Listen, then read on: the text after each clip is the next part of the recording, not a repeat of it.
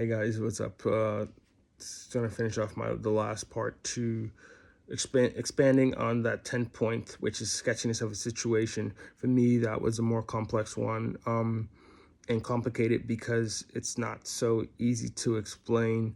But tonight it was simplified through the Holy Spirit, and it's basically gossip. Not having gossip in your life, not allowing gossip to infiltrate your space. And the thing about it is gossip moves in a very quiet way. When you think that you engaging and having a conversation about somebody else is healthy and it's not sinful, but that is gossip, that is sin. And God does not see that in a positive way. You don't want to be engaging in these conversations where you're talking about somebody else behind their backs. But outside of that more traditional definition of gossip, there is the other component to it, which is an extension, voyeurism. Porn is like porn is a perfect example of this voyeurism. And what I realize is that just because you stop watching porn on the internet, it doesn't mean that you stop engaging in person. And what I mean when I say engaging in person, for me personally, it was being in the gym. When I'm in the gym, you're seeing people; they're always naked, but it wasn't the fact that they were naked. It was more though the group that would be in the steam locker room, not locker room, steam room, sauna, engaging in this behavior. This is the when they engage in this behavior, you might not even engage, but the fact that you know that exists and the impulse or the desire to be in that environment constantly, even if you're not engaging, that right there speaks to the gossip. That right there is still leading you down the path of darkness. And the Spirit had to kind of wake me up to that, and I didn't really pay attention to that voyeurism. And like I said, you can porn, voyeurism, gossip, not good, leads to the pits of hell. So we have to be very present to these.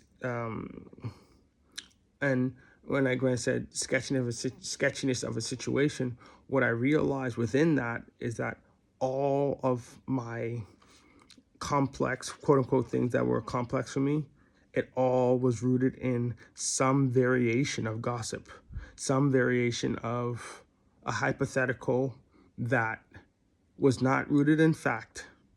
Because that's what usually gossip is. Usually 99.99, I think maybe every time gossip, it's a lie. One way or another, it comes down to some lie that you've endorsed and you came into agreement with, that ultimately, because that's the thing. Sometimes when you go on this path where you get it right, sometimes you think, oh, that means I know what I'm doing, or my instincts are right, whatever have you. But the truth is, just because you get something right, or you think you're intuitive, the fact of the matter is that doesn't mean anything. It doesn't give you any validity that the behavior is any good. So so that's basically what it comes down to. Sketchiness of a situation, removing gossip from my space, and not allowing myself to engage in voyeurism, not paying attention to other people's situation, especially more specifically when it has things to do with ungodly behavior and ungodly just things that were once in my past. I cannot allow myself to engage, and it was happening unknowingly. I had no clue that this whole dance was playing out, and I was being accused. And essentially, when you're accused of a behavior, you come into agreement with it unknowingly, and it keeps this portal open, and darkness can flourish in your life, and you don't even have a clue.